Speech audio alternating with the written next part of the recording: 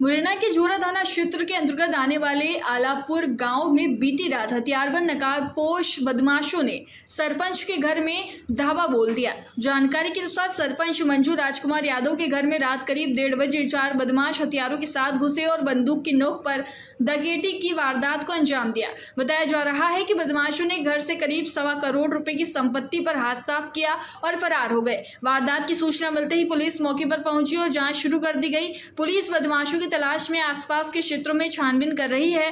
घटना के बाद गांव में दहशत का माहौल है। पूरा मामला कितना माल गया,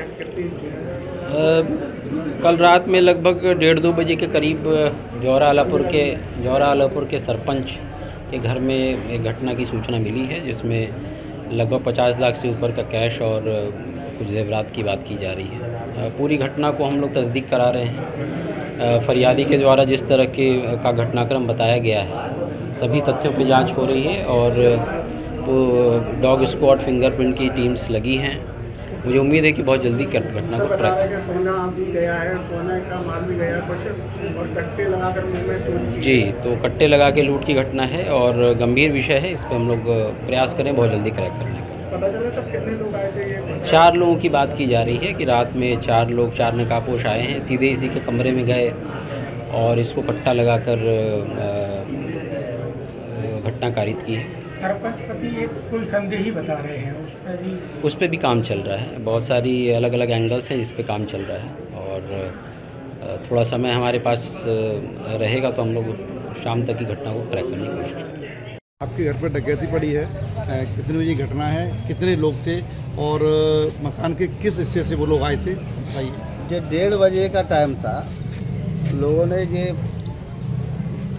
पूर्व दिशा की और गेट है बाउंड्री के अंदर, उसकी कुंडी खोल के अंदर आए और उन्होंने मुझको कवर कर दिया।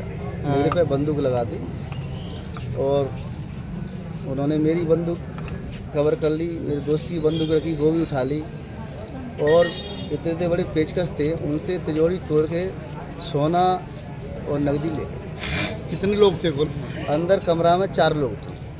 और आपको कवर किया तो उसके बाद कवर करने के बाद क्या बंद कर गए, कैसे किस तरह? मुझको वहाँ से डायरेक्ट दूसरे कमरे में बंद कर दिया। 1:30 बजे के आसपास ही घटना है रात में। क्या किसी पे कुछ शक है, अपने को लग सकता है कोई हो सकता है? गोलियाँ पहचानता हूँ।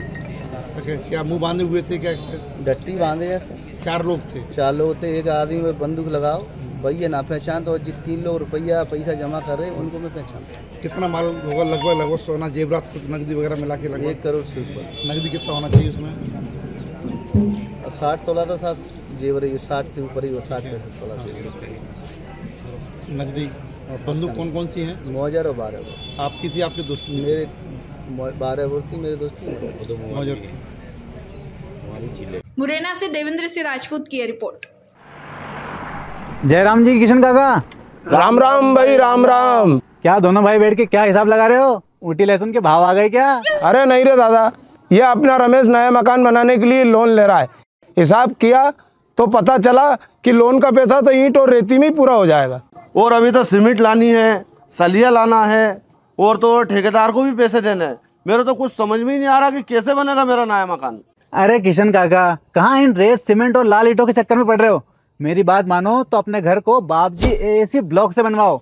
इसमें ना सीमेंट और रेत की जरूरत होती है, ना ही तराई करने की झंझट, और लाल ईंटों के मुकाबले आपका मकान काफी तेजी से बनकर तैयार हो जाएगा। इससे आपके पैसे तो बचेंगे ही, साथ ही मजबूती ऐसी कि सालों साल देखने की जरूरत नहीं। और इससे आप अपना मकान ही नहीं, कुएं और खेत की बाउंड्री वॉल भी बनवा सकते हो, जिससे रोजड़ों की समस्या भी खत्म हो जाएगी। वाह भाई, ये तो कमाल की चीज है। फिर तो मैं अपना घर बाबजी ब्लॉक से ही बनवाऊंगा और मैं अपने खेत की बाउंड्री वाल। ज्यादा जानकारी के लिए स्क्रीन पर दिए गए नंबर पर अभी कॉल करें। बाबजी एएसी ब्लॉक्स, स्टील से मजबूती।